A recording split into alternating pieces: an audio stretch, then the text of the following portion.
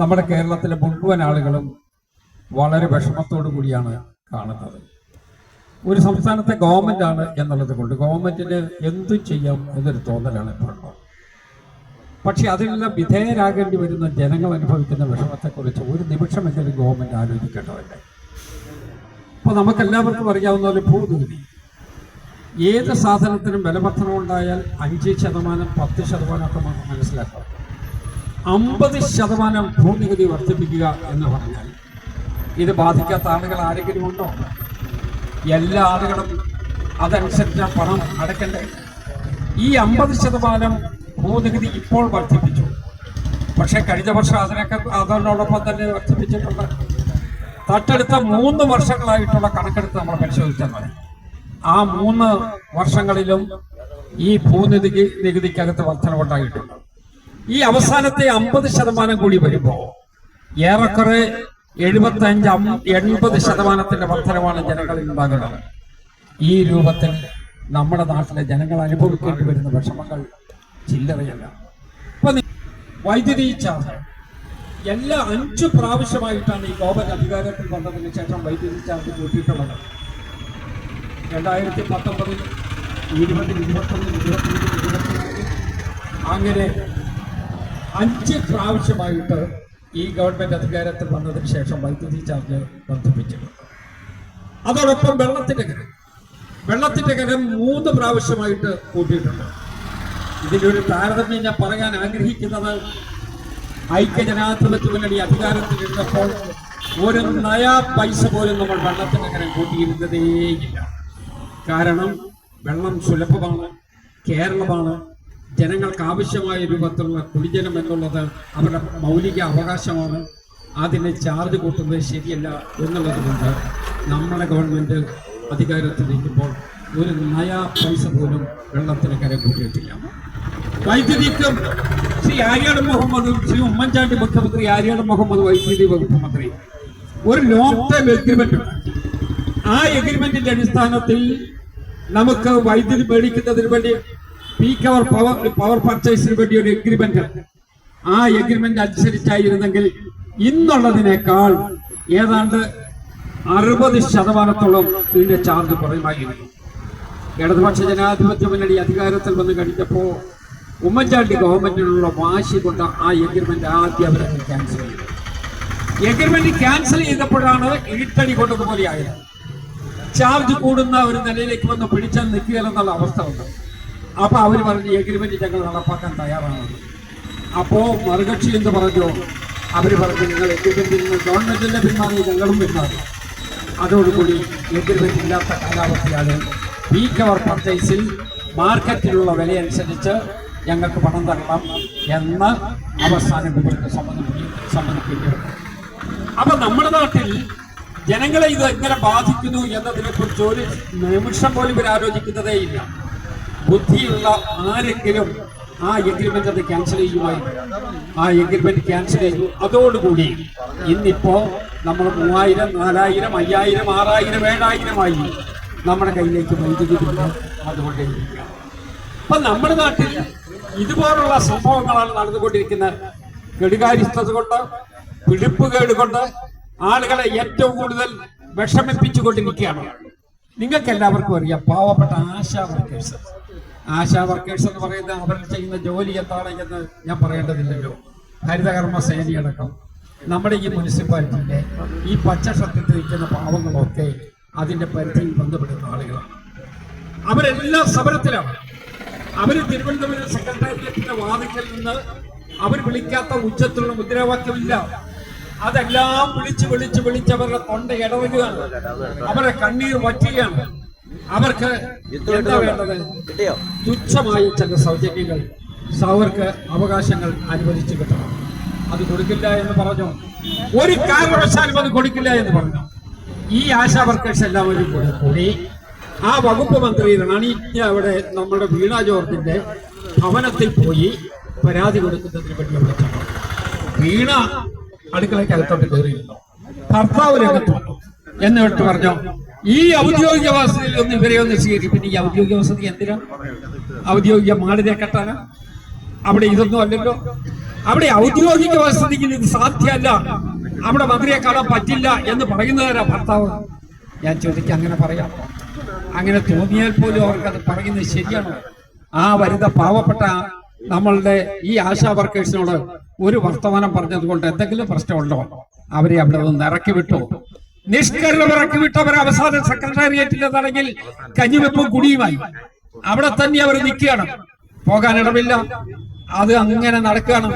ഇത് നടക്കുന്ന സമയത്താണ് പബ്ലിക് സർവീസ് കമ്മീഷനിലെ അംഗങ്ങൾ എല്ലാം മാർക്സിസ്റ്റാണ് എന്ന് നിങ്ങൾക്കറിയാമല്ലോ. അത് അവരെല്ലാം ഇടതുപക്ഷ ജനാധിപത്യ മുന്നണിയിലെ ഘടക കക്ഷികളുടെ 1ഉം 2ഉം ഒക്കെ വരും. ബാക്കി മുഴുവൻ മാർക്സിസ്റ്റാണ്. അവർക്കെല്ലാം കൂട്ടിക്കൊടുത്തു. 3.5 ലക്ഷം രൂപയാണ് വർധനവ്. ഒരു മാസത്തിൽ 3.5 ലക്ഷം രൂപ.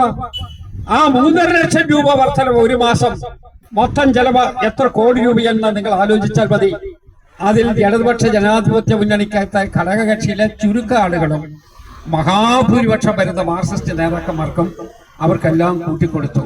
കൂട്ടത്തിലൊരു കാര്യം കൂടെ പറഞ്ഞു, കൂട്ടുമ്പോ പാർട്ടിയുടെ ലവി തരാൻ മറക്കരുതെന്ന് പറഞ്ഞു. അപ്പൊ ചുരുക്കി പറഞ്ഞ് ഇത് കൂട്ടുതരത്തില്ല. പാർട്ടിയുടെ ലവി മേടിക്കാൻ പാർട്ടിയുടെ പണം അടിച്ചോണ്ട് പോകാൻ വേണ്ടിയിട്ടാണ് ഈ പണം കൊണ്ടുപോകാൻ വേണ്ടിയാ. എന്ന് പറഞ്ഞാൽ ഗവൺമെന്റിന്റെ പണം പാർട്ടിയുടെ കയ്യിലേക്ക് വരുത്തുന്നതിന് വേണ്ടിയുള്ള മാധ്യമമായിട്ട് ഇതിനെ അവർ കൊണ്ടുപോകുകയാണ്. നീതിയാണോ? മര്യാദയാണോ? ഏതെങ്കിലും ഒരു നാട്ടിൽ ഇതൊക്കെ നടക്കുമോ? സാധാരണ നമ്മൾ പ്രസംഗ ഭാഷയിൽ ചോദിക്കും, ഇതെന്താ വെള്ളരിക്ക പട്ടണമാണ് എന്ന്. സത്യം പറഞ്ഞാൽ വെളിവില്ലാത്ത പട്ടണമാണോ നമ്മുടെ കേരളം എന്നുള്ളതാണ് എന്റെ ചോദ്യം. ഇത് ആളുകൾക്ക് എല്ലാവർക്കും അറിയില്ലേ? ഈ രൂപത്തിൽ എന്തിന് നടപടിയെടുക്കുന്നു എന്നുള്ള ചോദ്യമില്ലേ? ആ ചോദ്യത്തിന് ഈ നാട്ടിലെ പാവപ്പെട്ടവர்கள் ഉത്തരം പറയണ്ടേ? പട്ടിണിപ്പാവങ്ങൾ, നമ്മളുടെ ഈ തോട്ടുപുറത്ത് താമസിക്കുന്ന സാധാരണക്കാരായ ആളുകളുണ്ട്. പട്ടിണി, അവർക്ക് റേഷൻ പോലും കിട്ടുന്നില്ല. അതിനപ്പുറത്തോട്ടും ഇപ്പുറത്തേക്കും അവരെ മാറ്റിയിട്ടുണ്ട്. കുറച്ചാളുകള് നേരെ നമ്മളുടെ കൊച്ചോറ്റ കോളനിയിലുണ്ട്, കുറച്ച് പേര് പന്നിമറ്റത്തുണ്ട്, കുറച്ച് പേര് മറ്റു വെള്ളത്തുണ്ട്. ഇവിടെ നിൽക്കാൻ പറ്റാത്തതുകൊണ്ട് ഇവിടെ നിന്ന് പൊറുതി വിട്ടി അവർ പോയതാണ്. എന്നിട്ട് എന്തേ? അവർക്ക് ജീവിക്കാൻ പാടില്ല. അവർക്ക് റേഷൻ പോലും കൊടുക്കുന്നില്ല. അവർക്ക് റേഷൻ സത്യത്തിൽ സൗജന്യത്തിൽ കൊടുക്കേണ്ടതല്ലേ? അത് കൊടുക്കുന്നതിന് പകരം അവർക്ക് റേഷനില്ല. റേഷൻ മേടിക്കാൻ ചെല്ലുന്ന ആളുകൾക്ക് റേഷൻ കൊടുക്കുന്നില്ല. റേഷൻ കൊടുക്കാതെ വെച്ചിരുന്ന അരി തടഞ്ഞു വെച്ചു. എവിടെ? ചിങ്ങവനത്ത് ഗോഡൗണ്ട്. ചിങ്ങവനം ഗോഡൗണില് അരി എടുക്കാതെ അരി അവിടെ വെച്ചു. അവസാനം അരി അങ്ങനെ ഇരിക്കുമ്പോൾ എല്ലാ കാലത്തേക്കും ഇരിക്കുന്ന ഉരുക്കാണോ അരി? അരി അവിടെ ഇരുന്ന് പൂത്തുപോയി. അപ്പൊ നമ്മൾ നോക്കുമ്പോ പൂത്ത അരി പിന്നെ ലോറിയെ കയറ്റി കൊണ്ടുപോവുക. എന്നാ പിന്നെ പൂക്കുന്നതിന് മുമ്പ് ഈ പാവപ്പെട്ട ആളുകൾക്ക് അത് വിതരണം ചെയ്താൽ പോരായിരുന്നു. പൂത്ത അരി ലോറിയായിട്ട് കൊണ്ടുപോയിക്കൊണ്ടേ ഇരിക്കുകയാണ്. എന്നാ പിന്നെ അങ്ങനെ പൂക്കാൻ അനുവദിക്കാതെ ഈ പാവപ്പെട്ട ആളുകൾക്ക് ആ അരി വിതരണം ചെയ്യുന്നതിൽ എന്ത് തടസ്സമാണ് ഇവർക്കുണ്ടായിരുന്നത്? ആരാ അതിനെതിരായിട്ട് കൈ കാണിച്ചത് നോ എന്ന് പറഞ്ഞത്? അപ്പോ പാവങ്ങളായ ആളുകൾക്ക് അത് കൊടുക്കേണ്ടിയിരുന്നത് കൊടുക്കുന്നുമില്ല. അവരുടെ ആനുകൂല്യമെല്ലാം തട്ടിയെടുക്കുകയാണ്. അതോടൊപ്പം അവരുടെ കയ്യിൽ നിന്ന് ഇവിടെ നികുതി കൂടുതൽ മേടിക്കുന്നതിന് വേണ്ടി ശ്രമിക്കുകയാണ്. അതിനാണ് നമ്മുടെ നിയോജക മണ്ഡലത്തിലെ എല്ലാ സ്ഥലങ്ങളിലും നമ്മൾ ഈ ധർണ നടത്തുകയാണ്. ഈ ബലവർദ്ധനവിനെതിരായി, ഗവൺമെന്റിന്റെ തെറ്റുകൾക്കെതിരായി, ജനങ്ങളെ ദ്രോഹിക്കുന്ന ദ്രോഹത്തിനെതിരായി നമ്മൾ നടത്തിക്കൊരിക്കുന്ന സമരം വന്നപ്പോഴാണ് ഇവിടെ ഞാനിപ്പോ നിയമസഭ ഇങ്ങോട്ട് വരുന്നതിന് മുമ്പ് എന്നോട് മാധ്യമ പ്രവർത്തകർ ചോദിച്ചു, ഈ MP രാജേഷ് നിയമസഭയിൽ ഒരു വർത്തമാനം പറഞ്ഞല്ലോ, അതിനെന്താ മറുപടി? ഭൂനികുതി വർദ്ധിപ്പിച്ചിരിക്കുന്നു, കെട്ടിട നികുതി വർദ്ധിപ്പിച്ചിരിക്കുന്നു. 50% ഭൂനികുതി വർദ്ധിപ്പിച്ചത്. കേരള ചരിത്രം ഉണ്ടായതിന് ശേഷം ഇന്ന് വരെയും ഇല്ലാത്ത രീതിയിലുള്ള ഒരു വർധനവ് ഭൂനികുതിയുടെ കാര്യത്തിൽ ഉണ്ടായിരിക്കുന്നു. ആ വർധനവിനെതിരെ, ആ വർധനവ് പിൻവലിക്കണമെന്ന് ആവശ്യപ്പെട്ടുകൊണ്ടാണ് ഇന്ന് കോൺഗ്രസ് കമ്മിറ്റിയുടെ നേതൃത്വത്തിൽ ഇങ്ങനെ ഒരു സമരപരിപാടിയുമായി വരുന്നത്. ഈ സർക്കാർ എന്ന് പറഞ്ഞാൽ കേരളത്തിലെ ജനത്തെ എങ്ങനെ നശിപ്പിക്കാം, അല്ലെങ്കിൽ ജനജീവിതം എങ്ങനെ സ്തംഭിപ്പിക്കാം എന്ന് മാത്രം ചിന്തിച്ചുകൊണ്ട് മുതലാളി സമൂഹത്തിന് വേണ്ടി നിൽക്കുന്ന ഒരു തൊഴിലാളി വർഗ പ്രസ്ഥാനത്തിന്റെ സർക്കാരായി മാറുന്നു കേരളത്തിന്റെ സർക്കാർ. ഇന്നലത്തെ നിങ്ങളെല്ലാവരും പത്രധാര വായിച്ചു. LDF മീറ്റിംഗിൽ സർക്കാർ ഏകപക്ഷീയമായി CPM പറഞ്ഞത് കേരളത്തിൽ ബ്രൂവറി കൊണ്ടുവരാൻ തീരുമാനിച്ചു. ആ തീരുമാനത്തിൽ നിന്ന് സർക്കാർ പിന്നോട്ടില്ല.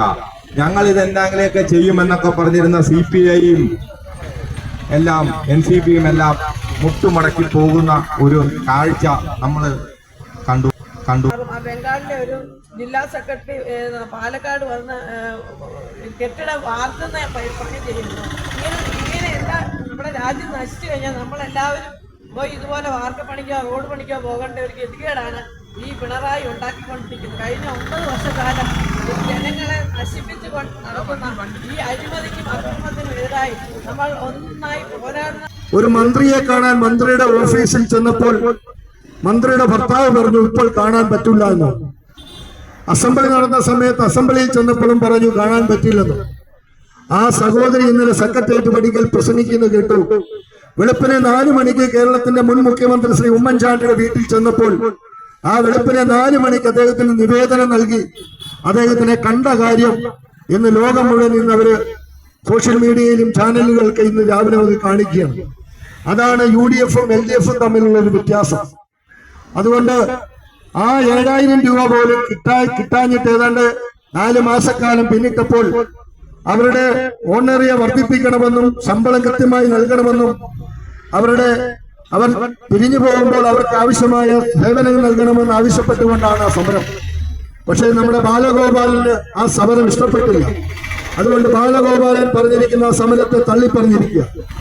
അതുപോലെ സാമൂഹ്യക്ഷേമ മന്ത്രി എന്ന് പറയുന്ന വീണ ജോർജ് ആ സമരത്തെ പുച്ഛിച്ചു തള്ളിയിരിക്കുകയാണ്. ഇതുപോലുള്ള തൊഴിലാളികളോട് ഇത്രമാത്രം നികിഷ്ട രീതിയിൽ പ്രവർത്തിക്കുന്ന ഒരു ഗവൺമെന്റ് ഇതിനു മുമ്പ് ഇവിടെ ഉണ്ടായിട്ടില്ല. അതുപോലെ തന്നെ നമുക്കറിയാം ഭിന്നശേഷിക്കാര് കുട്ടികൾ ഏതാണ്ട് 18 വയസ്സ് കഴിഞ്ഞ ഭിന്നശേഷി കുട്ടികളെ ആ സ്കൂളിൽ നിന്ന് മാറ്റണമെന്നും 20 കുട്ടികളെങ്കിലും ഇല്ലെങ്കിൽ ആ ഭിന്നശേഷി സ്കൂളിന്റെ രജിസ്ട്രേഷൻ റദ്ദ് ചെയ്യുമെന്നാണ് സംസ്ഥാന ഗവൺമെന്റ് പറഞ്ഞിരിക്കുന്നത്. നമുക്കറിയാം ഒരു ഭിന്നശേഷി കുട്ടി ഒരു വീട്ടിലുണ്ടായെങ്കിൽ അപ്പനും അമ്മയും എന്തുമാത്രം കഷ്ടപ്പെടുന്നുണ്ട്. അല്ലെ അവരുടെ കാലശേഷം ആ കുട്ടിയുടെ ജീവിതത്തെ പറ്റി അവർക്കുള്ള വിഷമങ്ങളും പ്രയാസങ്ങളും നമുക്കൊക്കെ നമ്മുടെ നാട്ടിൻപുറത്ത് അറിയാൻ സാധിക്കും. ആ ഭിന്നശേഷിക്കാരെയും ഈ ആശാ വർക്കേഴ്സിന്റെ താഴെത്തട്ടിൽ നിൽക്കുന്നവരെ അവരോടൊക്കെ കാണിക്കുന്ന സമീപനം ഇന്ന് എന്താണ് നമുക്ക് ഓരോരുത്തർക്കും അറിയാം. എന്നാൽ നമ്മുടെ പാർട്ടിയുടെ കൂടെ നിന്ന് സുഖവും കേന്ദ്രമന്ത്രി വരെയായ ഒരു മാന്യൻ ഡൽഹിയിൽ പോയി ഇരിപ്പുണ്ട്. കേരളത്തിന് വേണ്ടി ഏതൊക്കെയോ സംഭാവന ചെയ്യുവാൻ വേണ്ടി അദ്ദേഹത്തിന്റെ ശമ്പളം പിന്നെ ഏതാണ്ട് 11.5 ലക്ഷം രൂപയായി വർദ്ധിപ്പിച്ചിരിക്കുക. എന്താണ് അദ്ദേഹം കേരളത്തിന് വേണ്ടി ചെയ്യുന്നതെന്ന് നമുക്കറിയാൻ മേല. അത് ഈ വില്ലേജ് ഓഫീസിന്റെ കീഴിലാണ് കോട്ടയത്തെ ഏറ്റവും വലിയ പ്രകൃതിവിരുദ്ധമായ മണ്ണടിക്കുമൊക്കെ നടക്കുന്നത്.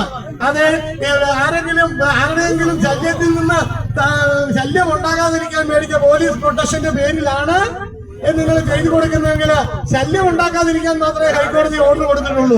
അല്ലാതെ അവിടെ നിയമപരമായി ചെയ്യേണ്ട കാര്യങ്ങൾ ചെയ്തു തന്നെ മുന്നോട്ട് പോയില്ലെങ്കിൽ നിങ്ങൾ പെൻഷൻ മേടിക്കുന്നില്ല എന്ന് മാത്രം പറഞ്ഞുകൊണ്ട് ഈ മാർക്സിസ്റ്റ് കമ്മ്യൂണിസ്റ്റ് പാർട്ടിയുടെ നേതൃത്വത്തിൽ ഇന്ന് കേരളത്തിൽ നടക്കുന്ന ഈ പകൽക്കൊള്ളയ്ക്കെതിരെ ഇന്ത്യൻ നാഷണൽ കോൺഗ്രസ് തെരുവിൽ ഇറങ്ങിക്കഴിഞ്ഞു. ഇനിയും വരുന്ന ഏതാണ്ട് 5 മാസങ്ങൾക്കകം പഞ്ചായത്ത് തദ്ദേശ സ്വയംഭരണ തെരഞ്ഞെടുപ്പ് വരികയാണ്. അതിനെ തുടർന്ന് അസംബ്ലി തെരഞ്ഞെടുപ്പ് വരികയാണ്. ഇനിയും മാർക്സിസ്റ്റ് പാർട്ടിയുടെ സർക്കാർ കേരളത്തിൽ അധികാരത്തിൽ വരില്ല എന്ന് ഏത് കൊച്ചു കുഞ്ഞിനും പോലും അറിയാവുന്ന ഒരു സാഹചര്യത്തിലാണ് നമ്മൾ ജീവിക്കുന്നത്. ഇവിടെ ഏതെങ്കിലും ഒരു സഖാവോ ഏതെങ്കിലും അഴിമതിക്കാരനായ മന്ത്രിയോ പറയുന്നത് കേട്ടുകൊണ്ട് ഇത്തരം വ്യക്തിഗത പരിപാടികൾക്ക് നിങ്ങൾ കൂട്ടുനിന്നാൽ നിങ്ങൾക്ക് വേണ്ടി വർത്താനം പറയാൻ ആരും കാണത്തില്ല. തനിക്ക് താനും തനിക്ക് തൂണുകയെ കാണത്തുള്ളൂ എന്ന കാര്യം മനസ്സിലാക്കണം. നിയമപരമായ നടപടികൾ പൂർത്തിയാക്കി ഈ പ്രകൃതി വിരുദ്ധം അവസാനിപ്പിക്കാനായിട്ട് ഉടൻ തയ്യാറാക്കണമെന്ന് മാത്രം പറഞ്ഞുകൊണ്ട് ഇന്നിവിടെ ഇങ്ങനൊരു ധർണാ സമരം സംഘടിപ്പിച്ച മണ്ഡലം കോൺഗ്രസ് കമ്മിറ്റിയുടെ പ്രസിഡന്റ് ഷീബാപുരൻ അടക്കമുള്ള എല്ലാ നേതാക്കന്മാരെയും ഒരിക്കൽ കൂടി അഭിവാദ്യം ചെയ്തുകൊണ്ട് നിർത്തുന്നു. നന്ദി, നമസ്കാരം. ജയ് ഹിന്ദ്, ജയ് കോൺഗ്രസ്. ആ ഇന്ത്യൻ നാഷണൽ കോൺഗ്രസ് നേതൃത്വം നൽകുന്ന UDF ഇന്ന് സമരത്തിൽ വരുമ്പോൾ ആ സമരത്തിന് ആധികാരികമായ കാര്യങ്ങൾ ഉണ്ടാകും. ആ കാര്യങ്ങൾക്ക് പരിഹാരമുണ്ടാക്കാൻ പറ്റുന്ന തരത്തിലേക്കുള്ള സാഹചര്യം ഉണ്ടാകും. നമ്മുടെ തൊട്ട് സമീപത്തിലെ സബ് രജിസ്ട്രാർ ഓഫീസ് ഐക്യജനാധിപത്യ മുന്നണിയുടെ കാലത്ത് ഭൂമിയുടെ ക്രയവിക്രയം, ഭൂമിയുടെ രജിസ്ട്രേഷൻ എത്രയായിരുന്നു? ഒരു ദിവസം ഇവിടെ ക്യൂ നിൽക്കുമായിരുന്നു, ടോക്കൺ മേടിക്കുമായിരുന്നു. ഇന്ന് നമ്മളുടെ സബ് രജിസ്ട്രാർ ഓഫീസിൽ ചെല്ലണം. അവിടെ 1-2 രജിസ്ട്രേഷൻ നടന്നാലായി. ഭൂമിയുടെ ക്രയവിക്രയം നടക്കുന്നില്ല. ഭൂമിയുടെ ക്രയവിക്രയം നടത്തുന്നതിനുള്ള അതിന്റെ തുക വർദ്ധിപ്പിച്ചിരിക്കുന്നു. 50% കൂടെ വർദ്ധിപ്പിച്ചിരിക്കുക. ഒരു ഭൂമി വിൽക്കണമെങ്കിൽ ആ ഭൂമിയുടെ അടിസ്ഥാന വില വർദ്ധിപ്പിച്ചു. ആ അടിസ്ഥാന വില വർദ്ധിപ്പിച്ചതിനോടൊപ്പം ആ അടിസ്ഥാന വിലയ്ക്ക് ഉതകുന്ന തരത്തിലേക്കുള്ള 10% എന്നുള്ളത് വീണ്ടും വർദ്ധിപ്പിച്ചിരിക്കുന്നു. അപ്പൊ ഒരു ഭൂമി വിൽക്കാൻ വരുന്നവർ, ഒരു ഭൂമി വാങ്ങാൻ വരുന്നവർ എത്ര തുകയാണ് നികുതി കൊടുക്കേണ്ടത്? അതുകൊണ്ട് ഭൂമി വാങ്ങാൻ ആളില്ല. ഭൂമി ഒരു മകളുടെ കല്യാണം നടക്കണം, അല്ലെ വീട്ടിലൊരു അത്യാവശ്യമുണ്ട് എന്ന് വിചാരിച്ച് ഒരു ഭൂമി വിൽക്കാൻ ഈ നാട്ടിൽ ആരെങ്കിലും തയ്യാറായാൽ ഭൂമിക്ക് വിലയില്ലാതെ ഭൂമി വിൽക്കാൻ പറ്റാത്ത സാഹചര്യത്തിലേക്ക് പോകുന്നു. അതോടൊപ്പം ഉള്ള ഭൂമിയുടെ ടാക്സ് വർദ്ധിപ്പിച്ചിരിക്കുന്നു, നികുതി. ഈ ഗവൺമെന്റ് വന്നതിന് ശേഷം, പിണറായിയുടെ ഗവൺമെന്റ് വന്നതിന് ശേഷം ലാൻഡ് ടാക്സ് എത്ര തവണ വർദ്ധിപ്പിച്ചു? ലാൻഡ് ടാക്സ് നിരന്തരം വർദ്ധിപ്പിക്കുന്നു. ചെറിയ തുകയല്ലേ എന്നാ പറയുന്നത്. കേരളത്തിലെ ഏക്കർ കണക്കിന് എത്രയോ ഹെക്ടർ സ്ഥലം ഇതുപോലെ നമുക്ക് വരുമാനമുണ്ടാകുന്നു. ഈ മുട്ടമ്പലം വില്ലേജില് നമുക്ക് ടാക്സ് ഇനത്തില് ഈ നികുതി വർദ്ധിപ്പിച്ചപ്പോൾ കിട്ടിയ വരുമാന വർധനം എത്രയാണ്? ഇപ്പൊ അതിന്റെ വീണ്ടും 50% കൂടെ വർദ്ധിപ്പിക്കാൻ പോകുന്നു. ഒരടിസ്ഥാനവുമില്ലാതെ നാട്ടിലെ ആളുകളെ ഞെക്കിപ്പിടിയുന്ന ഒരു ഗവൺമെന്റായി പിണറായിയുടെ ഗവൺമെന്റ് മാറുന്നു. ഞെക്കിപ്പിടിയുമ്പോൾ 50% വർദ്ധിപ്പിച്ചിരിക്കുന്നു. പാവപ്പെട്ടവന്റെ പിച്ചച്ചട്ടയിൽ കൈയിടാൻ വേണ്ടി ഈ സർക്കാർ മുന്നോട്ട് വരുന്നു. പാവപ്പെട്ടവരുടെ ആവശ്യങ്ങൾ ഒന്നും നടക്കുന്നില്ല. ക്ഷേമ പെൻഷൻ അടക്കമുള്ളത് നിർത്തിവെച്ചിരിക്കുന്നു. അവർക്ക് ഫണ്ട് കൊടുക്കാനില്ലെന്ന് പറഞ്ഞ് നടക്കുന്നു. ഇന്ന് നമുക്കറിയാം, സെക്രട്ടേറിയറ്റിൽ പാവപ്പെട്ട ആശാ വർക്കർമാർ രാവും പകലുമായി സമരം നടക്കുന്നപ്പം അവർക്ക് ഓണറേറിയം പോലും കൊടുക്കാൻ പറ്റാതെ PSC അംഗങ്ങൾക്ക് PSC ചെയർമാനും അതുപോലെ തന്നെ അംഗങ്ങൾക്ക് ശമ്പളം വർദ്ധിപ്പിക്കുന്ന ഒരു സാഹചര്യമാണ് ഉണ്ടായിരിക്കുന്നത്. ഇങ്ങനെ നികുതി കൊള്ളയെടുത്ത് അവർക്ക് നികത്താൻ വേണ്ടിയാണ് ഈ സാധാരണപ്പെട്ട ജനങ്ങളുടെ ഇരുന്ന് പിഴിയുന്നത്. ഇങ്ങനെ ഒരു സർക്കാരായിട്ട് മുന്നോട്ട് പോകുന്നു. ഈ 2021 ഈ സർക്കാർ വീണ്ടും അധികാരത്തിൽ കയറിയപ്പം കോവിഡിന്റെ മറവിൽ കയറി അധികാരം പിടിക്കുന്നപ്പോൾ അന്ന് പറഞ്ഞ എല്ലാം ശരിയാക്കുമെന്ന് പറഞ്ഞു ഇപ്പം സകല മേഖലയിലും ശരിയാക്കിക്കൊണ്ടിരിക്കുക. ആഭ്യന്തരം അഴിഞ്ഞാടുന്നു. പോലീസുകാരെ ചവിട്ടിക്കൊല്ലുന്ന ഒരു സാഹചര്യമാണ് ഈ നാട്ടിൽ നടന്നുകൊണ്ടിരിക്കുന്നത്. അക്രമത്തിനും അഴിഞ്ഞാട്ടത്തിനും കൂട്ടുനിൽക്കുന്ന ഒരു സർക്കാരായി മാറുന്നു. ഇവിടെ നമുക്ക് സമീപകാലത്ത് നമുക്കറിയാം, ഗാന്ധിനഗറിൽ നടന്ന ഒരു റാഗിങ്ങിന്റെ അഴിമതിയായിട്ട് ബന്ധപ്പെട്ട് ഒരു പാവപ്പെട്ട വിദ്യാർത്ഥിയെ റാഗ് ചെയ്ത് അവരെ ക്രൂരമായി പീഡിപ്പിക്കുന്ന ഒരു സാഹചര്യം ഉണ്ടായി. അത്തരത്തിലുള്ള പ്രതികൾക്ക് പോലും സംരക്ഷിക്കാൻ ഈ നാട്ടിലുള്ള ഒരു മന്ത്രി സംരക്ഷിക്കണം. ആ മാനേജ്മെന്റിന് എതിരായിട്ടുള്ള ഒരു നടപടി എടുക്കാൻ പോലും ഇവർ തയ്യാറാകുന്നില്ല. ഇവിടെ പിൻവാതിലിൽ കൂടെ നിയമിക്കുന്ന ഒരു സാഹചര്യമാണ് ഉണ്ടായിരിക്കുന്നത്. അത്തരത്തിലുള്ള രീതിയിലുള്ള പ്രവർത്തനങ്ങളുമായി ഈ സർക്കാർ മുന്നോട്ട് വരുന്നപ്പം ഇവിടുത്തെ ജനങ്ങൾക്ക് വേണ്ടി ഒരു രീതിയിലുള്ള നയങ്ങളും കൊണ്ടുവരുന്നില്ല.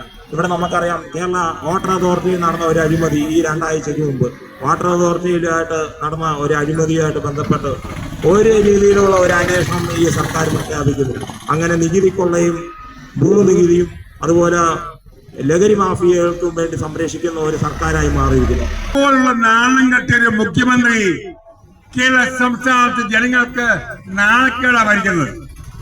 ഭീരുവാണ്. അദ്ദേഹം തിരുവനന്തപുരത്ത് നിന്ന് കോഴിക്കോട് പോകണമെങ്കിൽ ലക്ഷം രൂപ ചെലവാകും. 27 കാറുകളാണ് അകമ്പടി സേവിക്കുന്നത്. ആംബുലൻസ്, ഫയർ എഞ്ചിൻ എന്ന് വേണ്ട എല്ലാ സന്നാഹങ്ങളോടെ മുഖ്യമന്ത്രി പിണറായി വിജയൻ കേരളത്തില് സമസ്ത കേരളത്തിലെ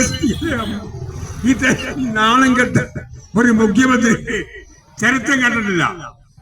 നാഷണൽ കോൺഗ്രസ് സിന്ദാബാദ്, നാഷണൽ കോൺഗ്രസ് സിന്ദാബാദ്, സിന്ദാബാദ് സിന്ദാബാദ്, നാഷണൽ കോൺഗ്രസ് സിന്ദാബാദ്, വില്ലേജ് ഓഫീസർനോ സിന്ദാബാദ്, വില്ലേജ് ഓഫീസർനോ സിന്ദാബാദ്,